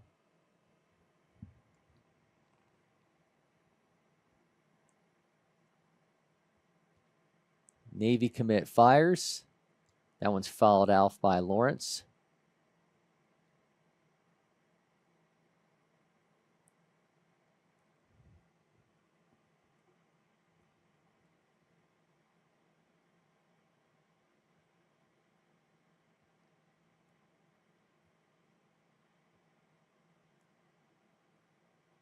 Bit of a break here in gameplay. Not really sure exactly what's delaying us, but we're getting back to it. Comes another 3-2. Fouls another off.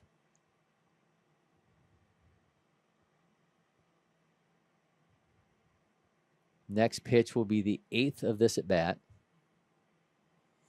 Yeah, Bo Lawrence certainly taking his time to find the resolution of this one. Lawrence is swinging. He skies that one. Camera's not going to follow it, but it will be caught in right center for the first out. Center fielder had that. So one down for Preston Smith.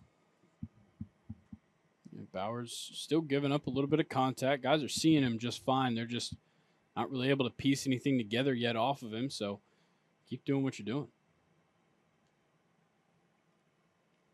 See what now his opposing pitcher, Preston Smith, has for him.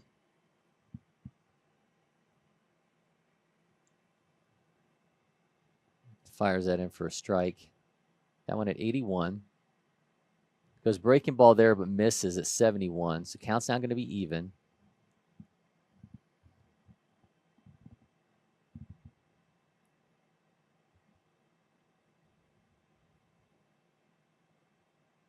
This one's in play. Shortstop has it on the edge of the grass. Long throw is not in time. Looked like he kind of slipped trying to set his footing there at short and kind of affected his throw. Wasn't able to get full power on it and kind of delayed himself. But good work by Smith to be barreling down the first baseline. So he'll be standing at first with a 1-out single. And now we're going to see Alex Hoffman. Hoffman, the Virginia Tech commit out of Charlotte Catholic.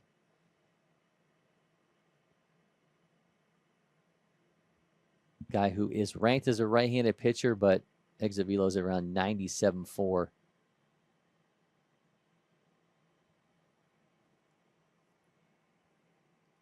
So fully capable of doing some damage here and extending the Charlotte Baseball Academy lead. It's just 6-1 here in the 5th inning.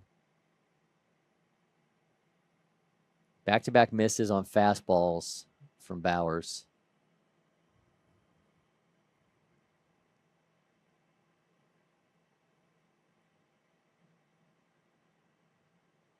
Sends that fastball foul.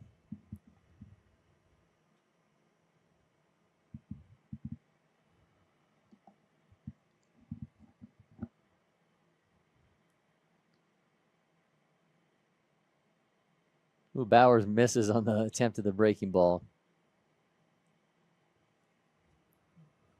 Count's now going to be 3-1 to Hoffman. Kind of got to reel this at bat back in if you're Bowers on the mound. Got Nesta in the on-deck circle. Runner's taking off for second. The throw is not in time as he easily takes the bag, and that one is going into center field, where it's cut off by the shortstop. There's a strike looking there, so sets up a 3-2 count.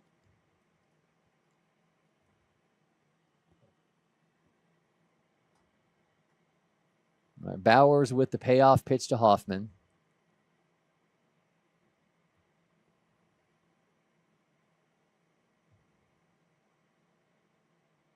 It's going to draw a walk, so now going to have runners at first and second as Matthew Nesta comes to the plate last time up. Nesta sacrificed to score a run. This time around, he's coming to the plate with 2 outs and 2 runners on, so he can make something happen with a swing of a bat, but he'd like to just extend this inning in any way possible.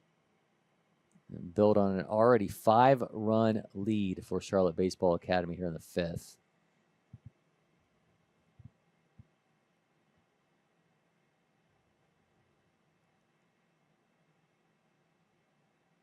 Breaking ball misses low at 69 miles an hour.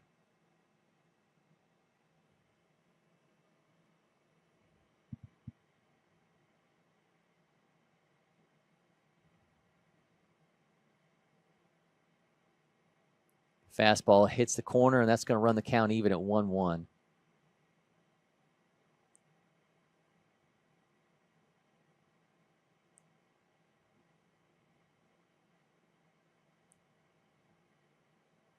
Bowers with the 1-1. Going to throw back to second. They got him at second base. Nice throwback from the primary catcher on the mound and showing off that arm strength as he whips it in to get the runner at second.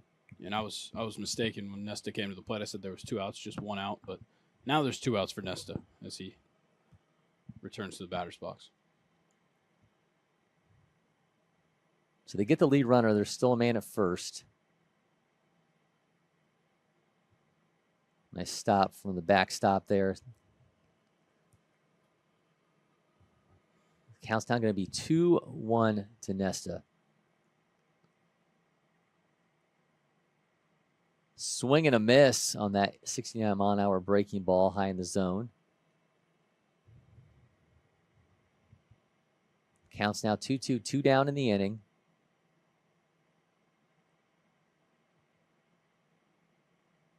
Nesta put this in play. Third baseman has it. Comes from his knees. Throws in time to get the out and end the inning and end the Charlotte Baseball Academy threat. They still lead 6-1 as we move along to the 6th inning. You were watching our game rewind from the 16U National Championship. Next. Next. Stop. We got it? No. Keep going. Again. Next. Next. If you don't pick one. Oh, you have time. Am I keeping you from your job? Next. I don't even know where I am anymore. Stop. Do we finally have it? Let's go back to the beginning. Are you Your joking? electric future customized. The fully electric Audi Q4 e-tron.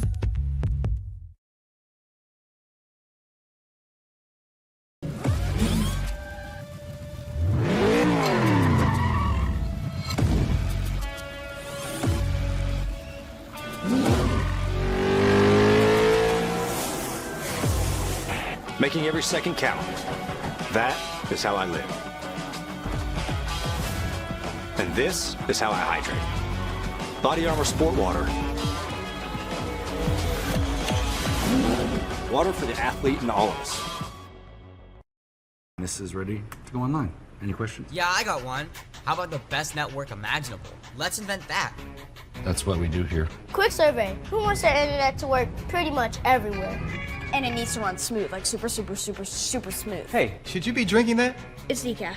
Because we're busy women. We don't have time for lag or buffering. Who doesn't want internet that helps AI do your homework even faster? Come again? Sorry, what was that? Introducing the next generation 10G network, only from Xfinity. The future starts now. Preston Smith out for another inning for Charlotte Baseball Academy, who leads 6-1 over Bo Jackson Elite here in the 6th inning of this second round matchup from the 16U National Championship. Alexander Keor going to be leading things off for Bo Jackson Elite, followed by Keaton Bowers and Isaac Sullivan. First offering gets away from the pitcher, going all the way to the backstop. Chances for Bo Jackson Elite to eat into the Charlotte Baseball Academy lead are dwindling as we sit here in the 6th inning of this bracket play game. Yeah, and you just you're in that desperation mode a little bit, but you got to keep yourself level-headed here and just take any approach you can to get on base. I think you've done a good job of setting yourselves up, and Charlotte Baseball Academy's done a good job pitching themselves out of some tough spots. But Bo Jackson Elite needs to continue the threat and start getting some guys on base in these last 2 innings. Smith's got himself a 2-1 count after the 86-mile-an-hour fastball for a strike. Goes back to the fastball, but that one's going to miss low, so the count's not going to be 3-1 against Keor.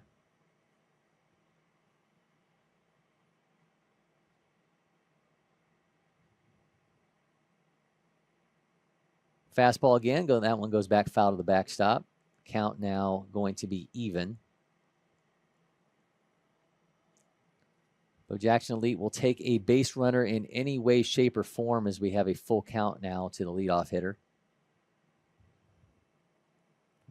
Inch their way back into this, and they will get a leadoff walk to Keor, and that'll bring up now pitching Keaton Bowers.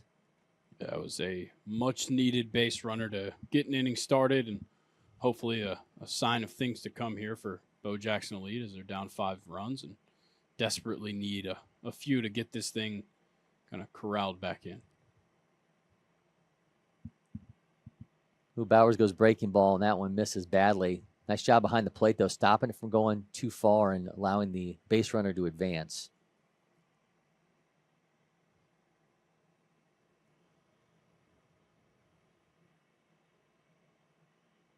Certainly a situation for Smith. If you're Charlotte Baseball Academy, you just want him to just throw strikes, put the ball in play. Let's not get too cute.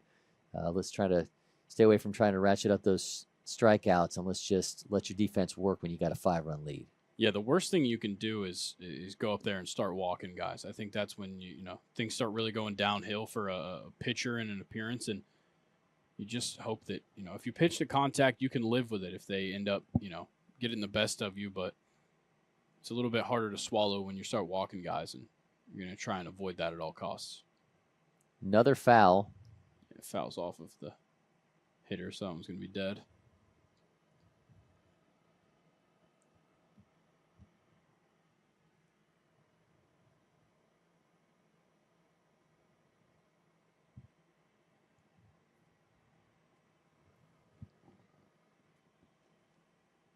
Count is going to be 1-2 to Bowers. Time called. Runner at first in the form of Keor. Get a 1-2 count to Bowers. 6-1 is the lead for Charlotte Baseball Academy here in the 6th. Puts that one in play. Second baseman has it. Throws to first. Nearly had himself a double play started, but Keor getting down the baseline pretty quickly there denies him the opportunity to get that started, so they'll take the easy out at first base, and that'll be 1 down in the inning. Yeah, that ball just kind of slow roller to the second baseman and had no choice but to just go for the out at first. So 1 down for Isaac Sullivan. Now you got Kior on second, hoping that you can bring your guy around if you're Isaac Sullivan.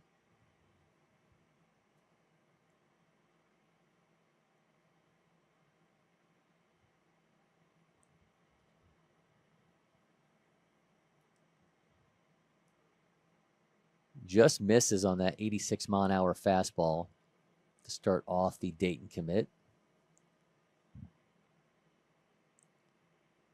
Start to think back as the time grows thin for you to be able to make a move. If you're Bo Jackson Elite, you start thinking about times when you had the bases loaded and being unable to come through. And those kind of moments can loom large. For Charlotte Baseball Academy, it didn't matter so much. They were able to build themselves a sizable lead, and those wasted opportunities aren't really coming back to haunt them, but they loom large right now for Bo Jackson Elite here in the 6th. Yeah, I think you can kind of talk about the consistency of Charlotte Baseball Academy. I think they've stayed pretty level-headed in their approach at the plate throughout this game, but I think in some of those early innings, some of the middle innings as well for Bo Jackson Elite, just seemed like they couldn't get it all together, and I think having that early moment in this game where you load the bases and not getting anything out of it maybe just kind of threw off the mentality of these guys and affected them throughout the game.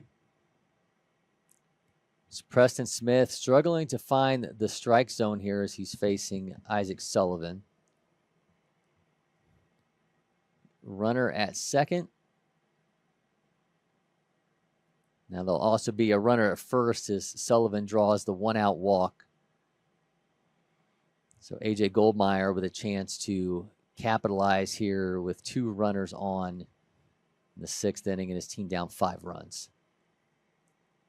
Coach will come out and have a meeting with his pitcher real quick, but just like we were touching on earlier, it's the walks that you really want to avoid in this game. I know it's, you have a 5-run lead, but there's still something that scares you a little bit when you start walking guys, because you never know when you're going to lose track of it, and all of a sudden 2 runs come across, and this is a much closer game than you think. And every now and then, you bring in a new pitcher, things go downhill quickly. You never know what'll happen. So eliminating the walks is the biggest way to keep the confidence up for your pitcher and help out your defense as well. Yeah, and I will say, with the possibility of 3 more games ahead of Charlotte Baseball Academy, depending on how deep they can go in this bracket, the last thing you want to do is have to bring out another pitcher. So go out there and calm Smith down before things maybe get awry, and try to get yourselves out of this without potentially allowing any runs or limiting damage, and maintain that lead and try to close this thing out and move on in the bracket.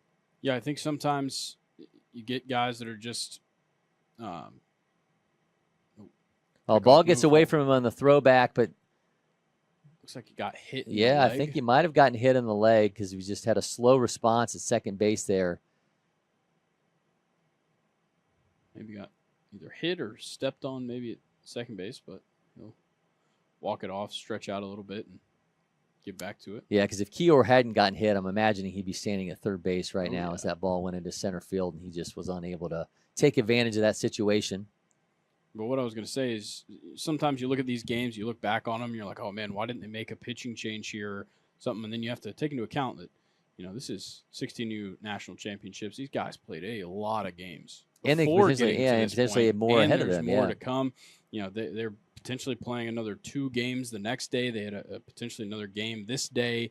It's a lot to think about. And as a coach, you have to do a good job of managing your roster, managing your pitching options in a tournament like this. It's not always easy. Another ball on the field of play. And sometimes a team exhausts all their pitching just to get to this point, and you end up seeing position players out there. And that's why, sometimes, the championship games can be less than stellar because teams just don't have enough pitching to be able to get through things. But these are 2 squads with certainly a lot of arms that they can roll out there.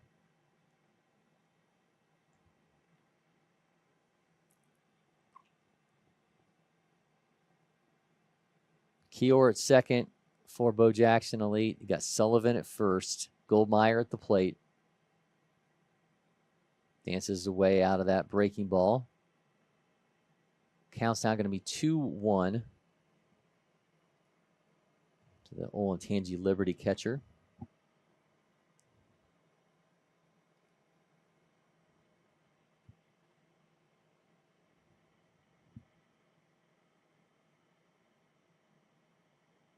Cory dancing around trying to draw some attention. So we got time called by our batter in the midst of the antics at second base. Cory trying to work on his tan. He's got the sleeves rolled up, trying to get rid of that farmer's tan. He's trying to distract. Maybe the pale upper arm's gonna it's gonna catch the blind eye him. of the pitcher. Goldmeyer skies this. Third baseman camps underneath it in foul territory, and he makes the catch for the second out. Anybody out there that has spent the summer playing baseball knows that farmer's tan is unavoidable. That's right. The only way you can get around it is like back in the late 90s, the Reds had those like vests. Yeah. I think the Rockies wore some of those too they recently. did, yeah. You're always going to see videos from when the Reds brought those jerseys back. You had Derek Dietrich. Yeah. Some bicep curls in the That's dugout. right. It's in for a strike. I just can vividly remember Ron Gant wearing those things and looking like an absolute monster. Bransel now at the plate. Watches that 86-mile-an-hour fastball in for a strike.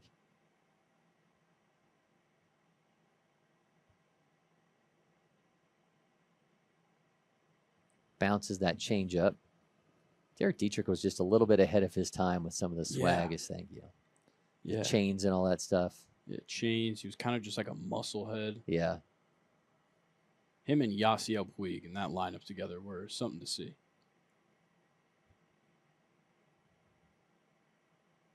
It's the 1-2. Bransel sings through that. Excuse me, now going to be 1-2. That last pitch, a 78-mile-an-hour changeup.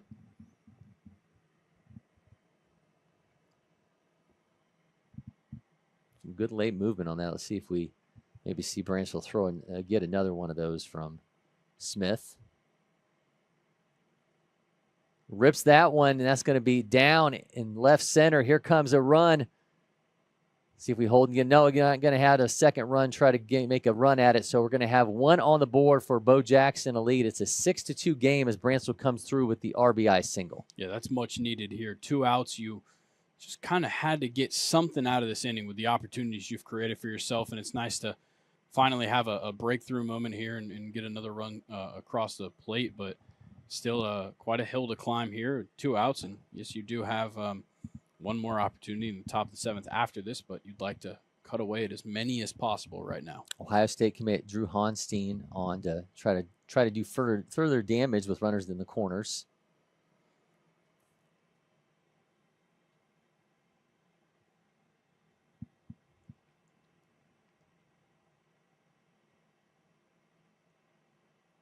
Smith goes fastball, and he fouls that off.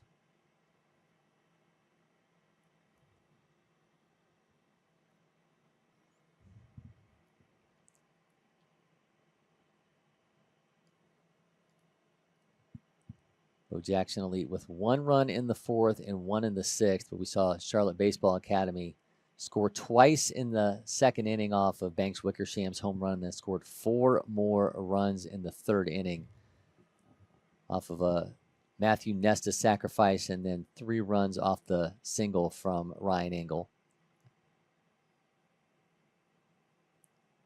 Scored a single, but we're giving him a double on that, so we'll give him 3 runs off the double. Yeah, I think that's also part of the reason that Bo Jackson Leeds found it kind of difficult to stay in this game, is that you had all 6 of their runs in those the span of 2 innings, and I think that just really put the pressure on them quickly, in this game, and it was a lot to handle, especially when your offense had already had kind of a heartbreaking, bases loaded situation that you didn't get any runs out of.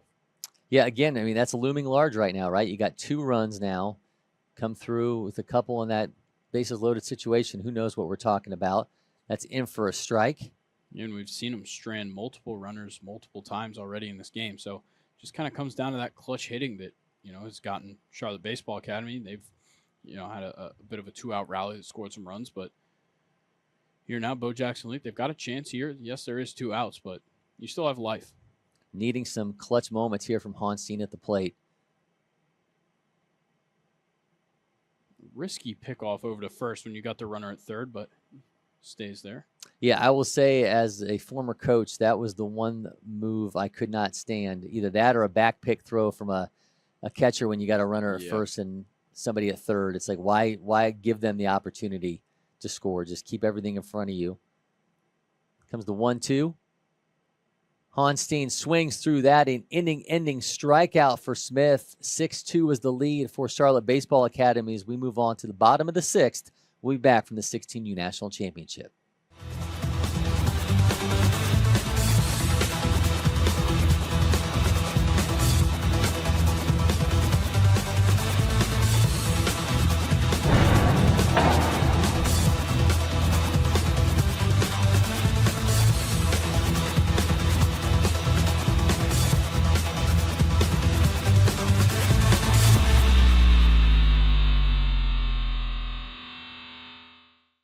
Keaton Bowers will be facing off against Gavin Smith, Ryan Engel, and Banks Wickersham. This Charlotte Baseball Academy leads 6-2 here in the bottom of the sixth inning in this game rewind from the 16U National Championship.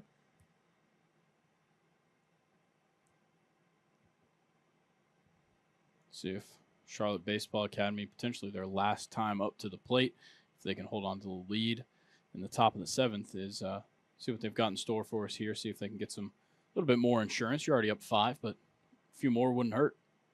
In for a strike to start off Smith. That one a changeup.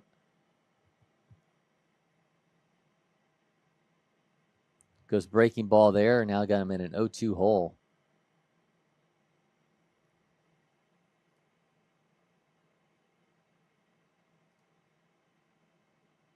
Sends that foul.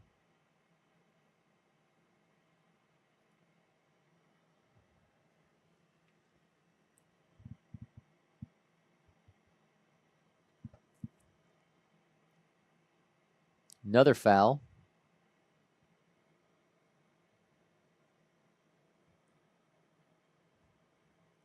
So for the third time, it's going to be an 0-2 count.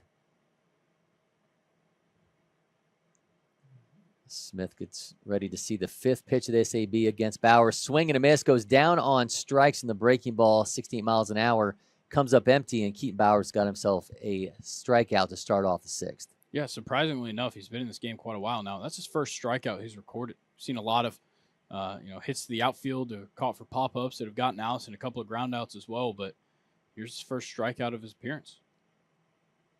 Goes fastball at 78.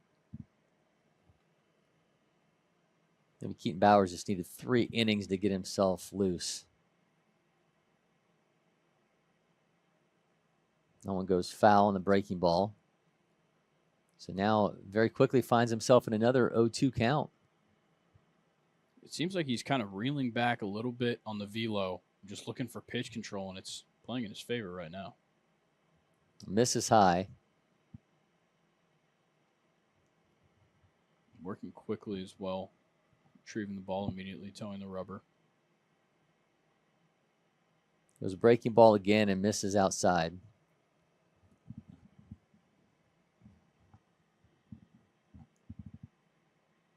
Fastball ripped down the right side.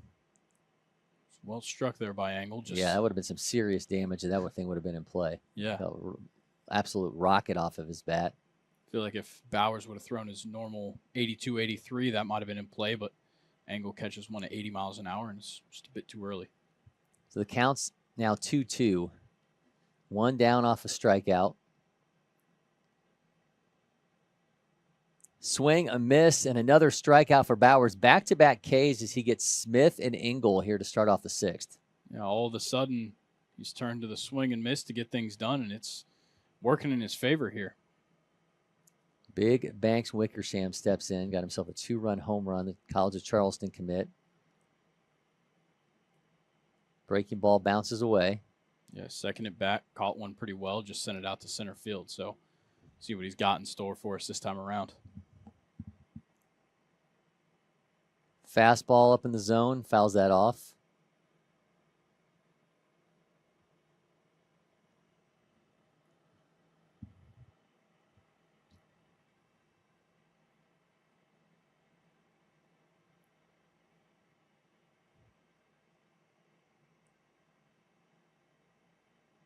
Miss low. Count's now going to be 2-1.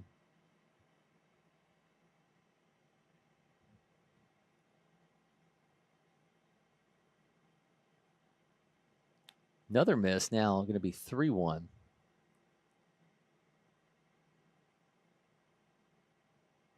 Watches that one for a strike right down the middle. Could Keaton Bowers, who came into this inning with no strikeouts, exit with 3 in a row? Now Wickersham puts that in play. It's going to hit off the shortstop's glove, and man, that was a hard hit, hard struck ball. Couldn't make a play on it, so Banks Wickersham finds himself standing at first with a 2-out single. Yeah, certainly just a strong hitter at the plate. Constantly putting a beating on the ball, and that time just hits it a little bit too hard for the infield to make a play. So good work by Banks Wickersham, just extending this inning for his side and maybe trying to add on a few more runs here. Landon King, the Charlotte signee, is going to step in with two outs and 1 on. His team up 6-2 here in the 6th. Sends the first pitch foul.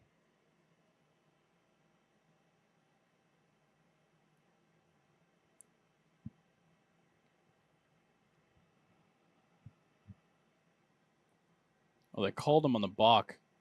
Oh, man. Keaton Bowers already towed the rubber when he... Oh, no, they're going to take it back because our home plate umpire hadn't had the ball in play yet. So time was still called. So a gift for Keaton Bowers there as Wickersham has to retreat to first base off the would-be balk. Another one fouled off by King.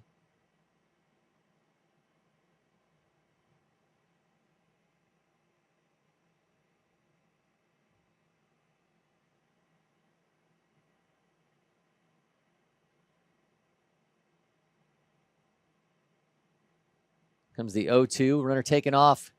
King skies that one down the left side. That's going to drop in. Runner's taken off for home. Oh, what happened? Oh, it looks like the ball bounced out Ball of play. Bounced out of play, but we're going to give him a double. So Wickersham's going to have to retreat to third. So there will not be another run on the board for Charlotte Baseball Academy, at least not yet, as Landon King standing at second with a ground rule double, and that will keep Wickersham in place at third. Yeah, it's pretty surprising. You don't typically see one go out the side here at Lake Point. We've got relatively high fences along the sides of the field, and it's a decent gap there from the foul line, but that one just had so much time in the air, it bounced down pretty hard and ended up bouncing out of play. So how big then does making the runner retreat when the home plate umpire says he wasn't ready? You ended up taking a run off the board for Charlotte Baseball Academy because that would have been number 7. Yeah, that's a big deal. It's in for a strike, 81. So Bowers goes strikeout, and then allows what is basically an infield hit to Banks Wickersham and then a double to Landon King, and now he's facing Cory Bean with 2 on and 2 out. Already got him down 0-2 after the foul ball there. So yeah, he's lived in 0-2 counts in this inning. See if he can get his 3rd strikeout of the day and his 3rd strikeout of the inning. Goes breaking ball, catches him absolutely frozen. Icicle status as Cory Bean is standing there to watch the 3rd strikeout for Keaton Bowers. Enters this inning with no Ks. Leaves with 3, and we were moving on to the 7th inning. We'll be back from Lake Point Sports. Grilling is an art. Don't forget to add sausage, Picasso. Keep it juicy. Jump to the jam, boogie, woogie, jam, slam, bust the dialect. I'm the man in command. Come, flow with the sounds of the mighty.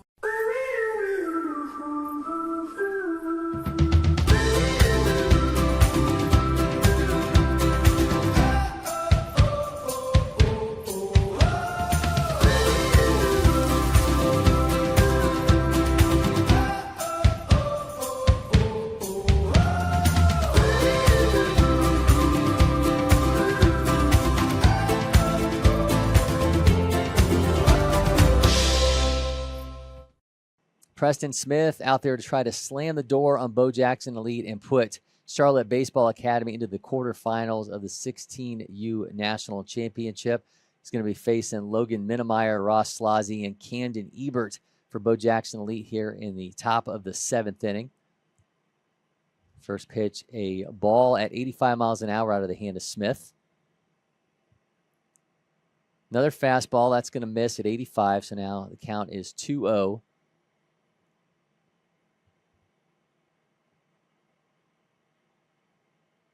Goes fastball again. That one fouled off. The College of Charleston commit has so far struck out 3 batters. He's in for his 3rd inning. He's allowed just 1 hit. He's done a great job up to this point, just playing his game, doing a really good job of it, and limiting the damage here from Bo Jackson Elite. Swing, a miss, and a 2nd strike for Minnemeyer.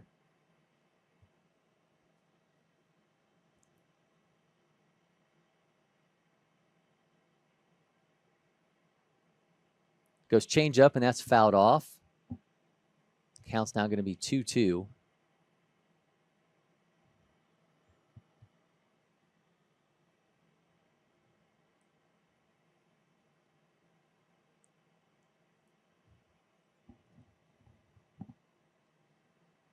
Smith delivers. Another one fouled off by Minnemeyer.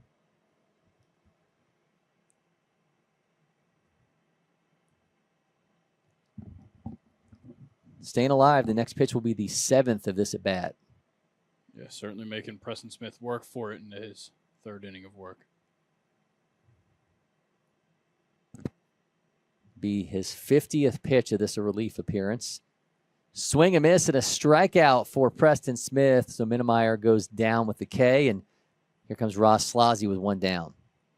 Yeah, the hard work and pays off right there for Preston Smith. He went down 2-0 and then fought it back and fought off a couple of foul balls that kept that at bat going, and then gets the swing and miss to get that strikeout. Starts off with a swing and miss in his next bat. Just keeps firing. That one at 88 miles an hour on the fastball. Yeah, not really losing the velocity despite that being his 51st pitch of the day. Tries to go breaking ball, but misses upstairs. That's going to run the count even.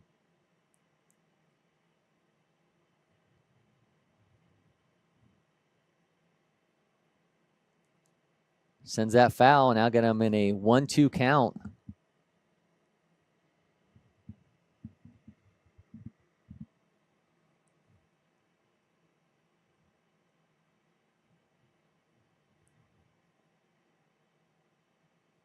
Swing, a miss, and another strikeout. Wow. Man, Preston Smith stepping up big time now, 2 down, and Bo Jackson Elite's hopes are coming down to 3rd baseman Camden Ebert as we sit in the top of the 7th inning with 2 outs. Yeah, that was a beautiful changeup right there. Bottom fell out of it just in time, and it got unhittable for Ross Slozzi there. And now we'll see Camden Ebert with the final opportunity here for Bo Jackson Elite to try and overcome a 5-run deficit with 2 outs in the top of the 7th. Smith is just throwing absolute dimes out there. Nothing but strikes seemingly in this inning. That one's going to get it on the outside corner, the change up, so that's going to run it to 0-2. So Bo Jackson Elite down to their last strike as Charlotte Baseball Academy tries to punch a spot in the quarterfinals. Missing upstairs on that fastball. By changing eye level. He's gone low and outside. Now he's going upstairs. See what he does here. Goes downstairs, but that one's bouncing away on the breaking ball, but still got himself a 1-2 count. Bo Jackson Elite is 1 strike away from watching Charlotte Baseball Academy pack up their things and head on over to the quarterfinals of the 16U National Championship. Swing a miss. He gets himself a sword to end it. 3 straight strikeouts from Preston Smith. And man, what a fantastic job from him. A game that, you know, we were talking in between innings that it didn't feel like Charlotte Baseball Academy had a 6-2 lead because the innings came in bunches and they came early, and they really had to rely on their defense and their relief pitching to get through that. And man, hats off to Preston Smith because he absolutely loomed large in this one. Yeah, all those runs come at one time. You get the 2-run home run from Banks Wickersham, and that one kind of blows it open, and then you get a run back a little bit later for Bo Jackson Elite, but down 6 runs, it just makes everything so much harder. And I think it was really hard for them to fight back and have the confidence to go back up to the plate and make things happen.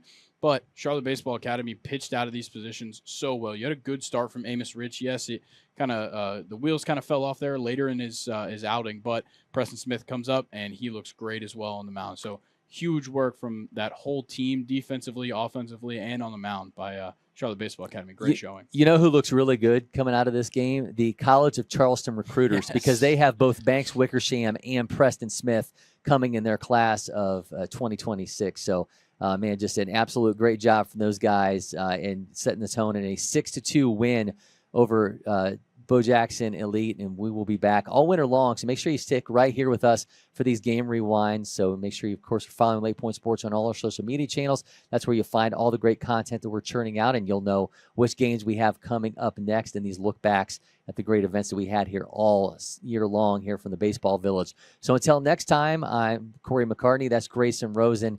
For the two of us and producer Maddie Bullock, appreciate you joining us. And for now, we're signing off from Lake Point Sports.